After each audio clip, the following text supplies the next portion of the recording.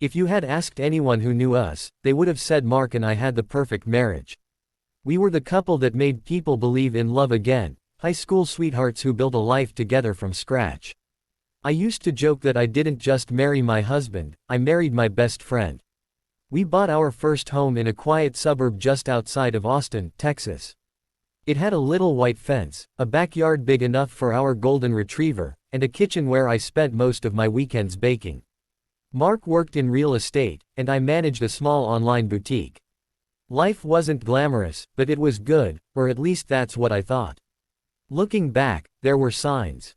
Small things that didn't make sense at the time. Late-night texts he brushed off as clients, business trips that came up out of nowhere, and a new cologne he started wearing that wasn't the one I bought him last Christmas. But I trusted him. I loved him too much to believe anything else. Then one night, something happened that changed everything. He came home late, again, smelling faintly of perfume. Not the kind I wear. I tried to ignore it, tried to push the thought out of my head, but when he went to shower, his phone buzzed on the counter. Normally, I'd never touch it. But this time, something in my gut told me to look. What I saw on that screen shattered me. Messages, pictures, words that made my hands shake and my heart sink so deep I thought I'd never breathe again. Mark wasn't just cheating, he was in love with her. And that night, I promised myself one thing. He'd picked the wrong wife to cheat on. I didn't confront Mark right away. No, that would have been too easy for him. Too satisfying. Instead, I played my part, the loving, oblivious wife, while my mind quietly turned into a storm. For the next few days, I studied him like a detective studying a suspect. I watched his every move, noted the times he worked late, the moments he smiled at his phone, the sudden need for privacy he never had before. Every lie he told was another clue. And every clue led me closer to the truth. The woman's name was Emily, I saw it in the messages. Emily Hart, saved under the contact name EM. Realtor client. Cute, right? The same initials as his supposed business client.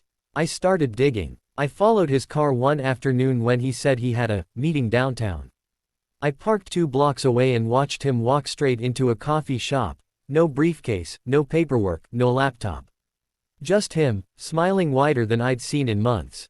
And then she showed up. She was younger, maybe late 20s, blonde, slim, and dressed like she stepped right out of a Pinterest board. I watched as she hugged my husband like he belonged to her. He leaned in, kissed her cheek, and they sat down together, laughing, sharing a dessert, acting like a couple in love. My hands clenched the steering wheel so tightly they turned white. I wanted to scream, to storm in there and throw the truth in both their faces, but I didn't.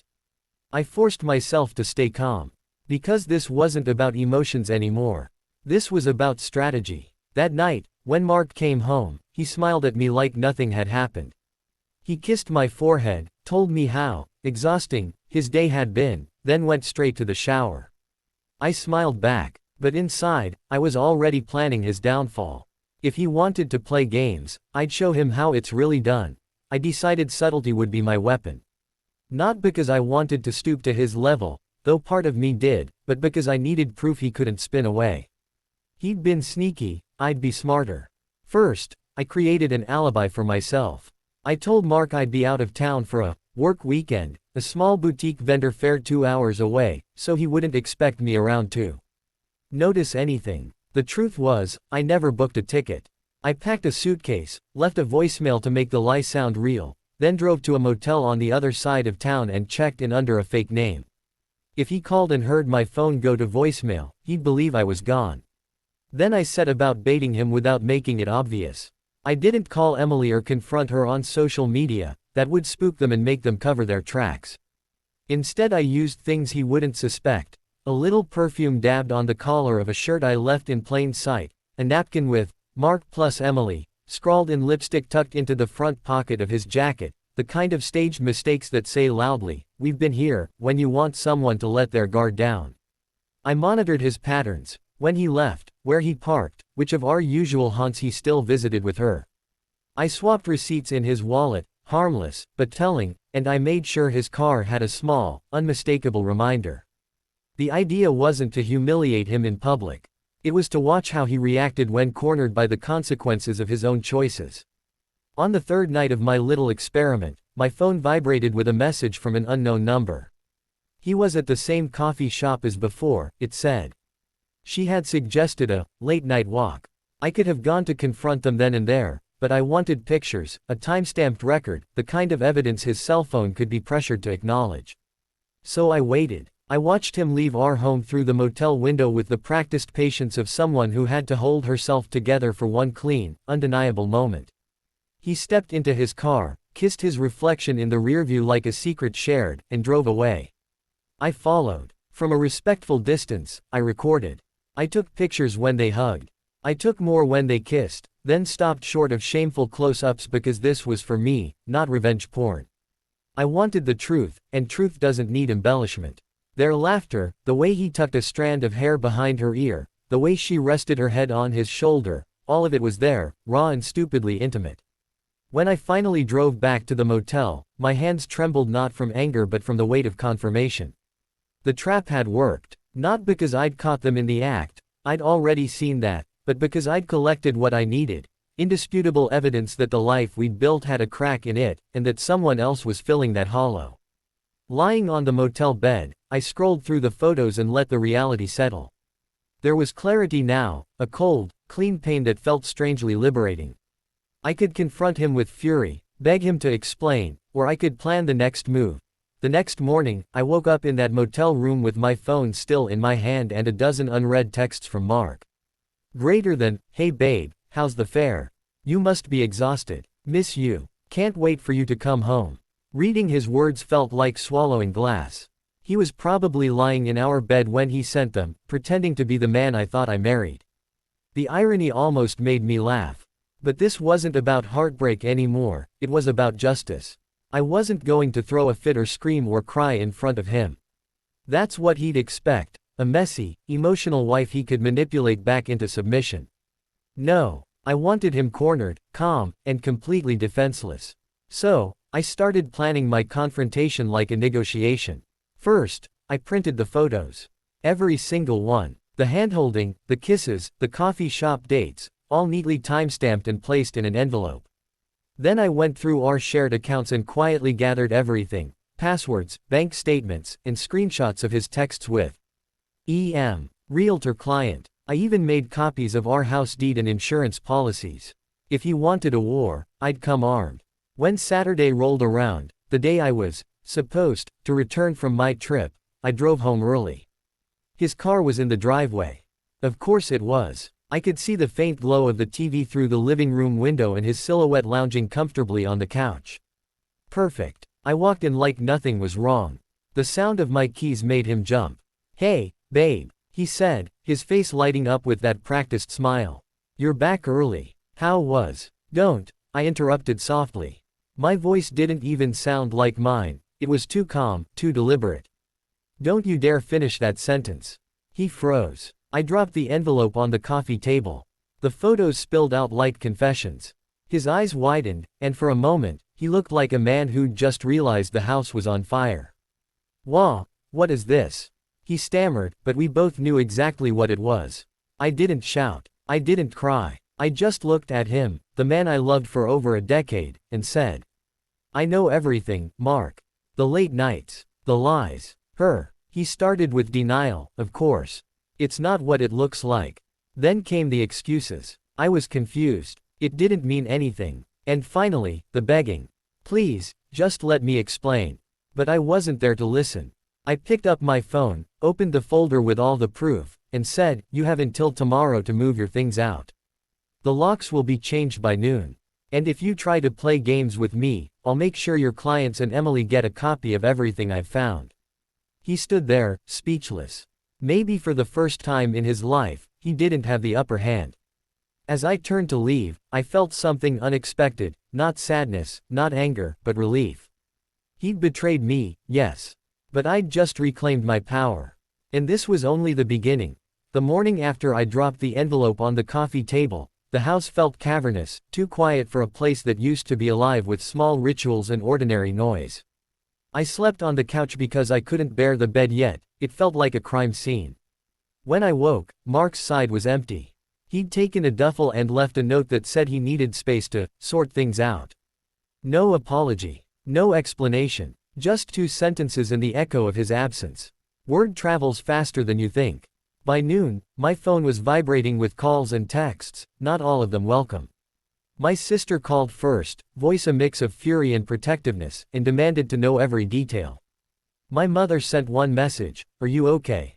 My neighbors exchanged awkward glances in the driveway, some offered sympathy, others stiffer distance. People who had invited us to barbecues suddenly made plans elsewhere. I found out later that Mark had called several mutual friends and spun a story that minimized his role. It was complicated, he told them. I wasn't thinking straight. A couple of friends took his side. A couple sided with me. The truth, as it always is, refused to sit neatly with anyone. Emily, meanwhile, sent a message that was equal parts apology and entitlement. I didn't know he was married, she wrote. I would have stopped if I'd known. I'm so sorry. That message arrived folded in with another, a smug photo she'd posted on social media, tagged at a boutique he'd been showing off as a new client. I screenshot it, not to shame her publicly, but because confirmation ironed the last creases from my heart. She'd known, or she hadn't, either way, the result was the same. Mark tried to apologize in person 2 days later.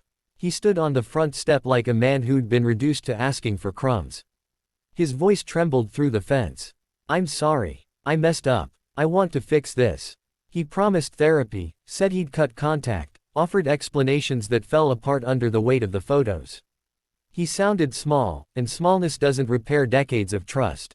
We argued in controlled bursts, logistics, the house, bills, who would keep the dog until things were settled.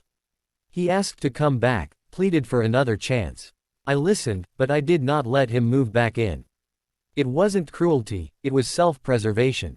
I'd spent too many years giving him benefit of doubt. This time, I owed myself the opposite. Financial reality arrived fast and unromantic. I called the bank, quietly changed passwords, and set up online alerts. It felt invasive, like moving furniture to hide a broken floorboard, but I refused to leave myself exposed.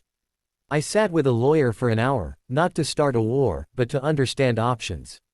The conversation was blunt. Separation meant entangling shared accounts, revisiting ownership documents, and preparing for the possibility that he'd contest things.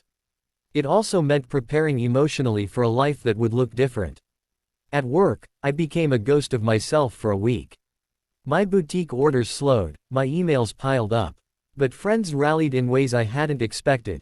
My best friend delivered groceries and stayed for long silent dinners. My neighbor walked the dog when I couldn't. My sister turned our living room into a temporary headquarters for moving Mark's things out with dignity. Their presence was small, practical, and the opposite of the spectacle some people expected. Mark's reputation, the thing he'd leaned on like a suit of armor, began to fray. Clients that had once praised his professionalism started asking questions when meetings were missed. A notice in a local real estate forum hinted at strange office drama. Someone attached a rumor about unprofessional conduct. I didn't spread the photos or the text messages, but the truth leaked anyway, in hushed conversations and awkward cancellations. Whether through karma, coincidence, or poor judgment, his work began to wobble. And then, slowly, the quiet changed. It became a space where I could breathe, think, and choose. I mourned the life I'd expected, the anniversaries, the plans we'd made, but I also watched something else emerge, a version of myself that wasn't defined by his choices. I picked up the guitar I'd left in the closet for years, started running in the early mornings, and wrote long lists of things I wanted to do that had nothing to do with him. Revenge never felt satisfying. Doing better did. By the end of the month, Mark had moved into a small apartment. We divided our things with a mediator, trying to keep bitterness out of the process. He texted less, then not at all. Emily's profile filled with travel photos. The world moved on for them both, which stung and relieved me in equal measure. But healing isn't a straight line. There were nights I sobbed into the dog's fur, and mornings I woke convinced it was a bad dream. There were weeks I went to therapy and weeks I avoided it. Friends who had chosen sides slowly made peace with the truth. Family dinners resumed, awkward conversations were had and then quieter, more honest ones. Through it all, one choice remained steady. I would not be the woman who let betrayal define her. Not because I was saintly, but because I'd seen what letting it in had cost me. I wanted more, for myself, for my future, than to be a cautionary tale. It's strange how quiet healing can be. After weeks of chaos, tears, and paperwork, I woke up one morning and realized I didn't miss him anymore, not the way I used to. What I missed was the idea of him, the version of Mark one thought existed. But that man was gone long before I caught him cheating. The house felt different now, lighter, cleaner, freer.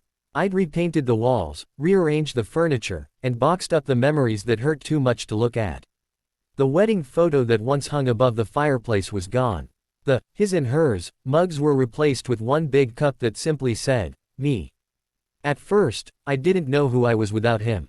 So much of my identity had been tied to us, to being Mark's wife. I'd stopped doing things I loved because they didn't fit into our schedule. But now, there were no more shared calendars. No more waiting up for him to come home. No more pretending. So I made a list, a simple one, of things I wanted to do just for me. Go hiking at sunrise. Learn how to cook something new every week. Take that painting class I'd always put off. Travel, even if it's just to the next town over. Laugh. Really laugh again. The first time I went hiking alone, I almost turned back. It felt strange doing something without texting him where I was going. But as I stood on that hill, watching the sun climb over the horizon, I felt something I hadn't felt in a long time, peace. Pure, unfiltered peace. Therapy helped too. My therapist, a calm, soft-spoken woman named Janine, told me something that stuck. Greater than, you don't have to forgive him to move on. You just have to stop letting him control your story. Those words became my anchor. Every time I felt the anger rise up, I repeated them to myself. Work started picking up again. I poured myself into my online boutique, redesigned the site, and even launched a new clothing line, one that sold better than anything I'd ever made. Customers loved it. They said the designs felt bolder, more confident. Maybe because, for the first time in years, I finally was. Then came the unexpected moments, the small wins that told me I was healing. The first night I slept through without crying. The first meal I cooked that didn't taste like bitterness. The first time I caught my reflection in the mirror and thought, you're doing okay. People noticed too. Friends who'd tiptoed around me started treating me like me again, not the woman who got cheated on. And slowly, that label stopped defining me. But life, as it always does, had one more twist waiting. One afternoon, as I was packing orders for my boutique, my phone buzzed. It was a number I didn't recognize. I almost ignored it, until I saw the preview. Greater than, hey, it's Emily. Can we talk? I froze. The woman who helped destroy my marriage was reaching out to me, months after everything had fallen apart. I stared at the message for what felt like hours, my heart caught between anger and curiosity. I must have read her message 100 times before I decided to reply. Part of me wanted to ignore her, to block her number and move on. But curiosity has a way of digging its claws in. What could she possibly have to say months after everything was already ruined? So I typed one simple response. Greater than, what do you want, Emily? She replied within seconds. Greater than, I just need to talk. In person, if that's okay. Please. Against my better judgment, I agreed. Not out of kindness, but closure. Maybe, deep down, I needed to look her in the eyes and see what kind of woman he'd risked everything for. We met at the same coffee shop where I'd first seen them together. The irony wasn't lost on me. When I walked in, she was already there, hair tied back, no makeup, a nervous energy clinging to her like static. She looked smaller than I remembered, and for a moment, I almost pitied her. Hi, she said quietly, standing halfway as I approached. I nodded but didn't smile. Let's just get to the point. She swallowed hard, her hands wrapped around her coffee cup like she needed something solid to hold on to. I didn't know he was married. Not at first. I raised an eyebrow. You expect me to believe that? I know how it sounds, she said quickly, voice trembling. But he told me you two were separated. That things were, basically over. He said he was sleeping on the couch, that you were just staying until you figured out the house stuff. I swear, I never would've. Never would've what? I cut in. Fallen for a married man. Moved into someone else's life like it was yours to take. She flinched, eyes glistening. You're right. I should have asked more questions. I should have known. But when I found out, I ended it. I swear I did. For a moment, I said nothing. I just studied her, this woman who'd unknowingly or maybe not blown up my life. She didn't look like the villain I'd imagined. She looked like me, years ago, naive, trusting, believing every word from a man who knew exactly what to say. Then she said something I wasn't expecting. He's still trying to call me. My heart skipped. Excuse me. She nodded, eyes darting down. He texted me last week. Said he made a mistake leaving me, that he missed what we had. I didn't respond, but I thought you should know. The air between us turned sharp. All the calm I'd built over the last few months wavered. Mark, the man who'd sworn he wanted to make things right, who'd cried about losing me, was still out there, playing the same game. I took a deep breath.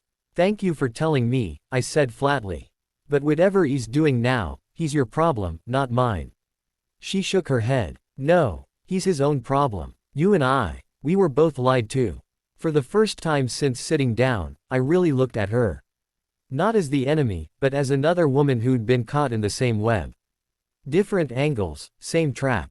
When I stood to leave, she reached out. For what it's worth, she whispered, I'm sorry. I really am. I paused, then nodded. I believe you. But I'm done being part of his story. Outside, the sun was setting, the same soft gold as the evening I'd first caught them together. Only this time, I didn't feel anger. I felt free. I'd spent months trying to rebuild myself after what he did. But now, I realized the real power wasn't in rebuilding, it was in walking away without looking back. Because while Mark was still repeating old mistakes, I was already living a new life. And he had no place in it anymore. It happened on a Thursday, one of those ordinary days that start quiet and end with a storm. I'd just finished packaging orders for my boutique when my doorbell rang. I wasn't expecting anyone. When I opened the door and saw him standing there, flowers in hand, eyes bloodshot, looking like a ghost of himself, my stomach turned. Hi, Mark said softly. Can I come in? For a long second, I just stared at him. He looked thinner, his shirt wrinkled, his once perfect hair now unkempt. It was unsettling to see him like that. The man who used to pride himself on control now looked utterly lost. What do you want? I asked, my voice cold but steady. He sighed, eyes darting to the ground. I made a mistake. A huge one. I've been trying to figure things out, but nothing feels right without you. I crossed my arms. You mean nothing feels right now that you've been caught? He shook his head quickly. No, it's not that. I've changed. I've been going to therapy, I've stopped drinking, I cut contact with Emily. I couldn't help but laugh, bitter and sharp. Really? Because she told me you texted her last week. His face went pale. She told you that? Yes, I said. And unlike you, I believe her. He swallowed hard, guilt flooding his expression. Okay, yes, I reached out once. But it was closure, I swear. I just needed to say goodbye properly. Closure, I repeated. Mark, you got your closure when you packed your bags and walked out that door. You don't get to rewrite what you did just because you don't like the ending. He stepped closer, desperation replacing shame. I miss you, okay. I miss us. I miss the life we built. I can't eat, I can't sleep, Stop, I said, holding up my hand. You miss the stability. You miss the comfort. You miss the version of me who forgave you for everything. But she's gone. He stared at me, his mouth slightly open, as if he couldn't believe how different I sounded. Please, he said quietly, voice breaking. Just give me another chance. I almost pitied him. Almost. Because the truth was, I remembered that same pleading tone, the one he used to get out of arguments, to twist guilt into sympathy. But this time, it didn't work. I'd built something stronger than forgiveness, boundaries. Mark, I said evenly, you didn't just break my trust. You buried it. And I'm not digging it back up to make you feel better. He blinked rapidly, the flowers trembling in his hands. So that's it. After everything we've been through, you're just done. I nodded. I was done the night I found out who you really were. He stood there for a long moment, eyes glistening. Then, slowly, he set the flowers down on the porch. You'll regret this, he whispered. I smiled faintly. No, Mark. For once, I won't. When I closed the door, my hands shook, not from fear or sadness, but from release. For the first time since the betrayal, I realized I wasn't angry anymore. I wasn't even hurt. I was free. That night, I lit a candle, poured a glass of wine, and watched the flames dance in silence. There was no dramatic ending, no revenge, no perfect closure, just peace. And sometimes, peace is the loudest victory of all. It's amazing how peace can sneak up on you, quietly, without announcement. One day you wake up and realize you're not thinking about the past anymore. You're not checking your phone for his messages. You're not angry, not even nostalgic. You're just living. That was me. Months had passed since that last confrontation with Mark. He never showed up again. No more texts, no calls, no flowers. Just silence, the kind of silence that used to terrify me, but now, I cherished it. The house no longer felt like a monument to what we lost. It felt like mine. I redecorated every inch of it, from the curtains to the paint on the walls. Every choice was deliberate, colors I loved, furniture that reflected me. The ghost of our marriage no longer lingered in the corners. And with that freedom came a strange, beautiful thing, possibility. I started taking road trips, small ones at first. A weekend at the coast, a day hiking in the mountains, a night under the stars with just a blanket and my dog. I'd post photos of sunsets and silly selfies, not to prove anything, but because I was proud of the person I was becoming. One of those trips changed everything. It was a local craft fair, the kind of event I'd once dreamed of showcasing my boutique at.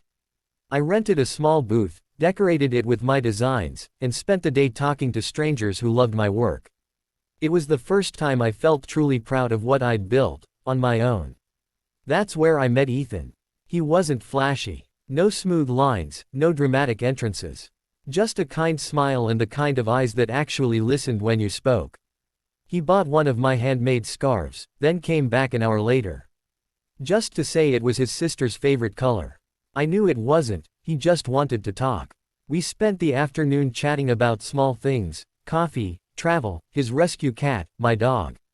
It was light, easy, effortless. When he asked if I wanted to grab dinner sometime, I hesitated. Not because I wasn't interested, but because for the first time in a long time, I didn't need someone. But maybe that was exactly why I said yes. Our first dinner was simple, pizza and laughter. No games, no grand promises, no ghosts of the past.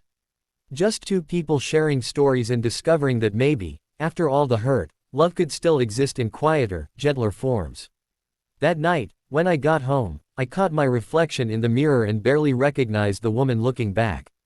She looked stronger, softer, whole. It wasn't about Ethan. It wasn't even about love. It was about me, about learning that surviving betrayal isn't the end of the story. It's the start of a new one. And for the first time in years, I wasn't scared of turning the page.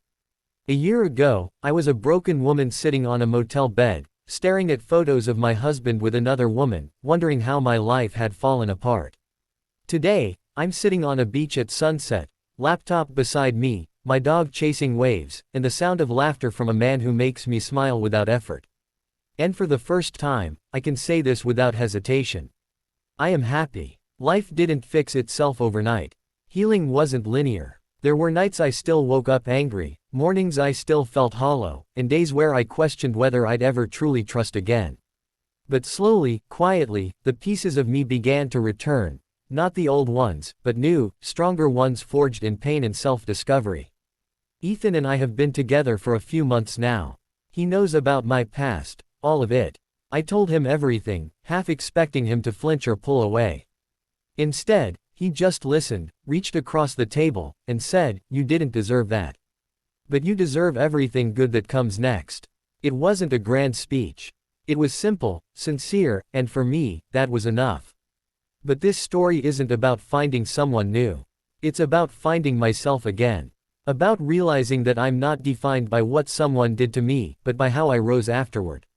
I rebuilt my business from the ground up. My boutique, once a side hustle, is now thriving. I have employees, a studio space, and customers who tell me my work inspires them. Sometimes they ask what motivates my designs, and I always smile and say, greater than, they're about starting over, about choosing yourself, no matter what. Mark tried reaching out once more, a short, awkward email filled with regret. I didn't respond. Not out of bitterness, but because I didn't need to. There was nothing left to say. The chapter was closed, and I had no desire to reopen it. I've learned that closure doesn't come from the person who hurt you. It comes from you, when you finally stop waiting for an apology, stop rehearsing the pain, and start living again. Sometimes people ask me if I forgive him. The truth, I don't know if I ever will. But I do thank him, silently, for teaching me everything I now know about strength, boundaries, and self-worth. Because he picked the wrong wife to cheat on. He thought I'd crumble, that I'd chase, that I'd drown in heartbreak. But instead, I rose. And the woman I became. She's not just surviving, she's thriving. As the sun dips below the horizon, I close my laptop, take a deep breath, and smile. My story started with betrayal, but it ends here, in peace, strength, and quiet victory. Because sometimes, the best revenge isn't anger. It's happiness, genuine, unshakable happiness. And that's exactly what I chose. Every single day.